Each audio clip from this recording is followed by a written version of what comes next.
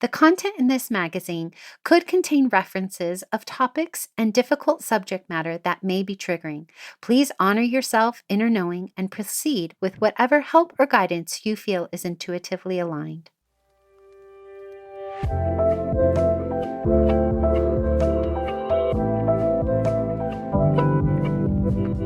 Welcome to Sovereign Magazine Podcast. I'm Nicole George, CEO and founder of Sovereign. I'm so happy you are here. We are the magazine podcast and community guiding 5 million women to their sovereign selves.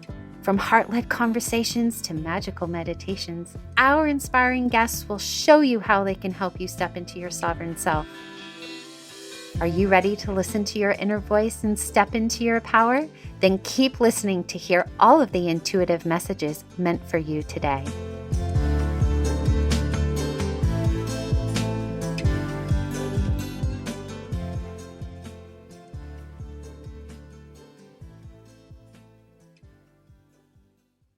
Hello. Today I have the absolute privilege of reconnecting with Dani Devren, Sovereign Magazine's Law of Attraction, Manifestation, and Energy Alignment Columnist. She is the soul-aligned mentor, supporting women to prioritize themselves while building personal brands that feel like home. She teaches self-discovery and social media as a spiritual practice, blending marketing strategy with mindset, identity, and how clarity, calm, and confidence all start within. She is passionate about manifesting your dream life by living in alignment with your soul's purpose and the universal laws, mentoring women through intimate experiences and her mastermind to rise collectively and create a more connected, high-frequency world. Welcome back, Dani. Thank you so much for having me. Oh, I'm so excited to be talking about our Finding Balance issue, which is the April full moon issue, because I learned something this week that really connects the two of us. I'll wait for everyone to hear what that is. But in your article, The Juggle of Being Mom and Business Owner, you really challenge the unrealistic expectation of balance that we've all been taught to chase, revealing that as mothers building businesses, most days feel like moving scales is a priority and constantly shifting, right? We can't just be in one realm or the other. So why don't you share a little bit more about your article for those who haven't read it yet? I mean, I think to give example of today just sums up what my article is about. I've never done business without motherhood. Mine's always gone hand in hand. I launched my first business when I was on maternity leave. My son was 6 months old. So I genuinely do not know a different time. Like mine have always had to coincide. And I think for a long time, I didn't realize how amazing I was at juggling that. And now I know that I can kind of use my lived experience to help others navigate the fact that we're not supposed to balance it. We're not supposed to be able to handle it all. It isn't like a dream recipe where you can navigate it in the dream way, that it is going to be really hard. And today, for example, it's half term in the UK. So I've got both children at home. They were in their pajamas watching telly till about 12 o'clock because mama had to work and I've been on Zoom and I've been on calls and actually it's fine. And I've said to them after this, I'm going to sit down and we're going to do puzzles and do some drawing. And that's just the way I have to run my life because I choose to and I get to do this. And I'm so privileged and honored that I can build a business around my home and around my kids. Because I always say being mum comes first, that's always going to be the most important job to me. And I think it's something really important to remind everybody that our kids are young for one age, right? That's one chapter of our story. And eventually they will fled the nest. So we've got all the time in the world. And I think it's a really powerful thing to remember and realize that actually you're doing the very best at the time that you have and your kids are small once. But essentially, I juggle my life like this because I get to and I choose to because I wouldn't want it any other way. I'd be absolutely bored out of my mind if I clocked off from a job at 5 o'clock and I was just at home because I've never just been one or the other. And I think it's important to remember we're multifaceted, especially as women. We can be wives and mothers, but we can also be badass business owners and empire builders and all the rest of it as well. And I think it's also beautiful for them to witness that, right? Yeah. Us taking different hats on and off. However, I really want to talk about the busy fool because I told you earlier today on your show, on YouTube. So if anybody wants more of Dani, definitely go over there. We record a show together about the universal laws. I realized that this podcast episode got postponed because the universe needed to send me the message about the busy fool. That was the first time I had heard that term, was in reading your article. And the second time I heard it was one of our contributors in the community. She also has her own show, and she was talking about my numerology. And part of my soul 3 is being the busy fool. And I was like, oh my gosh, this is why this got delayed, because I do recognize within myself this ability, and we're both generators in our human design, to literally generate energy from anywhere. So oftentimes I have been looked at as, how do you do it all, right? And I can't answer that sometimes, because I feel like I bend time. I feel like it's a spiritual thing. Like I can shift time. You and I talk a lot about how all of a sudden our diaries will clear when we need space. And I feel like I'm co-creating with the universe, and the universe gives me extra time. That's just how I truly believe it. However, there was this period of time where there was this tug of war between my ability to be present and my ability to be in my purpose. And I've really had to work on that. So why don't you define the busy fool and talk about that? Wow. So this is really interesting, because I don't even know where I heard that concept. So when I talk of the busy fool, I literally just mean when I was striving to fill every moment and space and creative urge and any piece of joy that I needed to fulfill. And I don't know the answers of why that was. I know that I'm a generator. And like you said, we do generate energy and we can go. However, I don't know whether there was something in me that was feeling lost and was feeling like, because I was a new mum, I was trying to prove something to myself. I'm not sure. I'm not sure why. And I don't need to know. I just know that at that time, I launched about 4 or 5 businesses and I did stuff every minute of every day. And even though I have always been somebody who can switch off and indulge, right? And I've met my husband through one of my soul contracts, because he has definitely taught me just to lounge on the sofa and watch movies, and that's okay. And living in the household that I grew up in, that was not okay. We were not that kind of household. We did not have takeaways. We weren't allowed to eat in front of the telly. We did not have sweets or chocolate on a whim. We had to ask permission to watch a movie. Like, it was very quite strict. Italian households growing up, it's all about the family and community. But there was a lot of rules around things. And I think I grew up just rebelling that. And I've always called myself the rebellious cheerleader, because I love to support people to rebel from any rule. If it doesn't feel right, if it doesn't feed your soul, if it's not what you want to do, then you don't have to do it. So on one hand, I've always been very good at switching off and just doing whatever I want to do. So if my husband says, do you want to clear your diary and let's go out for lunch? Absolutely, I will clear my diary.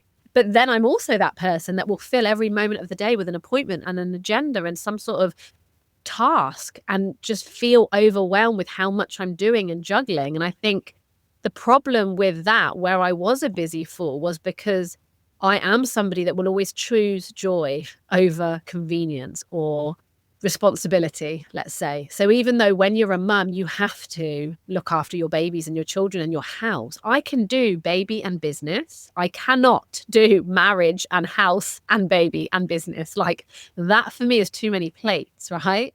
And I think it's really invigorating to remind women that we are all superhuman. The fact that we even attempt to juggle these things, like, it's not possible. And I don't ever want to sound, gender biased, but I would struggle to imagine a man who could, like, it is physically impossible to keep all those plates running at a certain level. And I always know when they fall, they all come crashing and then I catastrophize. So for years, I feel like I was chasing my tail and I was constantly trying to fill a void, because I wanted to be creative. I wanted to have a community of women and I wanted to be in business. Whereas half the women that I knew, they just paused their career. They just had kids and they were at home. So they did house, children, marriage. I never did that. And I feel like the only way I can describe it was being a busy fool, because I was always striving the balance of having all of it. And now I know that balance is unrealistic and impossible. And actually it's okay. And now I give myself permission, because it's never going to be balanced. Some days you are going to be the best mum and wife you can be. and your house is clean and everything's tickety-boo. And on the other day, you're going to be a badass in business and you're going to have women coming up to you telling you you've changed their life. And that's okay too. And I do think as women, that's amazing that we can have multiple things happening at once. And we are multifaceted. And I say it all the time because I struggle with labels and boxes and titles, because we are mum and so much more. We are a woman and so much more. And I wish I knew that back then, because maybe I would have relaxed a bit more and I wouldn't have been trying to create so much. But actually now in hindsight, because I trust everything happens for a reason, I know I had to go through that lesson to be able to talk about it now and to be able to give women now that are in that position the permission, I guess, like it was a lot, but I wouldn't change it for the world, because I'm so blessed that I had the support of my husband and my mum. And I say it takes a village, it takes an army. When people say to me, I don't know how you do it, and I joke and I say, I don't, my mum does, because she'll come over and wash the dishes and change the kids' beds, We can't do it alone. And luckily I've never had to.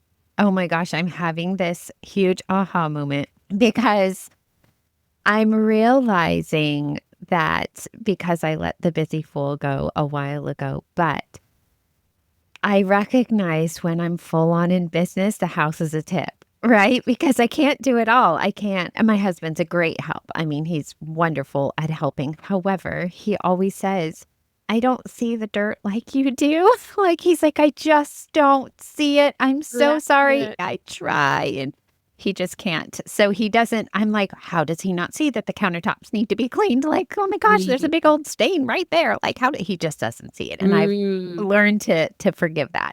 But I'm recognizing this natural ebb and flow in my day, where sometimes I wake up and the kitchen's perfectly clean and I'm so happy, and I go to work and everything's all beautiful, right? And other days, like the dishes got left from the night before and I'm not going to get to them till tonight because I'm in back-to-back calls. Oh, well, right? I've just kind of learned to let it go. It is time to rise. We are being called to stand behind independent voices, movements, and media that refuse to be owned. Sovereign Magazine has never spoken to an advertiser, a corporation, or a billionaire. We are a grassroots movement made for and funded by you.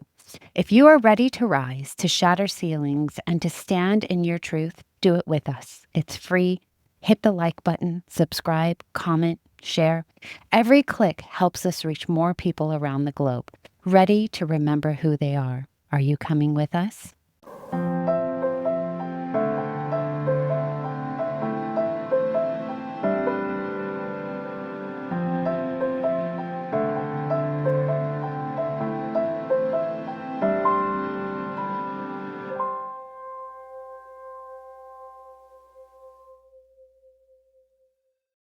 Okay, let's move into steps to your sovereign self. When do you think you realized the version of yourself that wanted to do it all was actually costing you the very life you were trying to build? And what would you recommend to the woman who is in that space right now?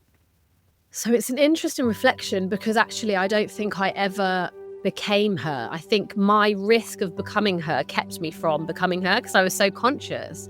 But I think because by default, and we speak about baseline frequency a lot, right? And I think just because of my character, my birth chart, my human design, all the parts that make me, I will never let it get that bad, right? I always know when to pick up and put down. And I always know when my marriage is at breaking point and I need to tone down the business and to be in wife mode. And actually, it's interesting what you said, because my husband's the complete opposite. Like, he cleans better than I do. He notices more than I do. So he's the one that has a go at me because I don't stack the dishes in the way that he would, right? He is a domestic god. And I am so blessed, but also that puts a lot of pressure on me, because I just want to get stuff done quickly out the way so I can crack on. So we have had our conflicts over the years, but I think I'm lucky that I have had a husband like him, because if I didn't, then I would have crumbled and fallen. If I wasn't fortunate and privileged enough to have a mum who went into early retirement, so looked after the kids with me, when I ran these businesses from home, there were days when she would be here, she would help, and then I was able to put the kids in childcare. So I've always had help. And again, when you reflect, it's because the universe had my back. It knew I had a plan. It knew I was getting in alignment. It knew I had a vision, a focus, and I was on it. So it helped me, because I've been very fortunate I don't think there ever was a time other than actually, and I have a very profound memory, when I had my second and she was in a baby sling. So she was a newborn and my second was a, dare I say it, awful baby. She was very hard work. My son was a dream boy. And I hope I don't cause my kids a complex, because I do tell them this, that he was an absolute dream and she was a nightmare. I used to call her Tantrum Tina, because from very young, so that witching hour, you know, some babies have it and they will just cry and scream every night at 5 p.m. See, girls, it's girls. What is wrong with us women? So she was like that. And I was like, what the hell is this? My child is broken. Because my son was amazing and he was so easy to love and look after. And I remember he was potty training. And even for a kid who's very self-sufficient and emotionally mature at 2, it was tough. And I remember the day when I had her in a sling and she was screaming and crying and there was shit on the floor. There was poo on the floor because he was potty training. And I was in the middle of cooking dinner. And I remember thinking, this is fucking crazy. This is crazy. This is insane. Stop the world. I want to get off. And I'll never forget, that was the one day when I was like, no way, I'm not living like this. This is insane. And I don't know what happened. Or maybe the universe was like, wow, she can't cope, so let's not ever give her that situation again. Because luckily it eased up and I don't remember ever feeling like that ever again. And of course there probably were times, because I remember my first business, I used to juggle wrapping parcels, right? Because it's a wooden toy business, so I used to parcel them all up. And I remember trying to do it in between nap times. And I remember thinking, this is insane. I need to stop this. I'm trying to do too much. And my husband didn't get it and my mum didn't get it. And they would say, yes, you're trying to do too much. You need to let that business go. But in that moment, I didn't see a way out. And I don't see how I could have not, because I had responsibilities. It was my brand. I had a business partner, but I did a lot of the donkey work around babies. It was insane. But at that moment, I don't know how else I could have managed it. And actually, it did take me a couple of years before I did have that moment where I said, this no longer aligns. This business no longer serves me. It's holding me back from what I really want to do. And enough's enough. And I just took that courageous plunge to say that. And I think because even though it might have taken me a couple of years, I did get to the point where I said, no, enough. I don't want to juggle this anymore and I'm refusing to. And I think that's the key, because a lot of us, especially women, will keep going. We will say, I'll deal with it, I'll handle it, I can cope. And it's not okay and we shouldn't have to. And I think that's the difference. I did get to a point when I just chose to make a change. And that does take aligned action. It does take courage. And it does take support from those around you, because we need a village. We need our support network. We need our family and friends to get it. And if you don't have that, then seek it out, because there's women everywhere in communities that are here to help you and support you to go through these things, because it's really hard when you're in that eye of the storm and you need someone to say, this is crazy. What are you doing? And that's what happened to me. I remember I went to a networking group and it was the first one I'd ever been to. We all had to go around a circle and say what we did. And of course, I listed like 5 different businesses and 2 kids under 3. And they were like, you're insane. You need to pick one. And at first, I was very defiant and rebellious. And I was like, no, absolutely not. I can't pick one. This is just who I am. But then, of course, it landed. And that started the whole excitement, because I was so excited to think that actually things could change and they could be easier. And I think that was the reframe. It wasn't the panic or the embarrassment. It was the excitement that, oh my God, really? I can just choose one.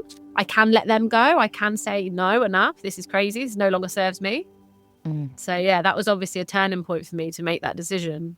I love this so much. Okay, well, if you are interested in learning more about maintaining your identity and purpose rather than an ego-driven need to prove and do everything, and you want to be more in this intentional devotional space rather than figuring out how to do it all, definitely connect with Dani. She's in our community.sovereign-magazine.com. All her details are in the show notes. And guess what? She's going to be back for more because she's our columnist. So we'll see you on the next one. Thanks for listening. I'll be back tomorrow with another soul-led entrepreneur here to help you step into your sovereign self. Subscribe to our magazine and podcast and join our global community for all the magic. Details to connect with today's guest or join the movement are in the show notes. And if you enjoyed this episode, please leave a review. It helps us reach our goal of guiding 5 million women to self-sovereignty.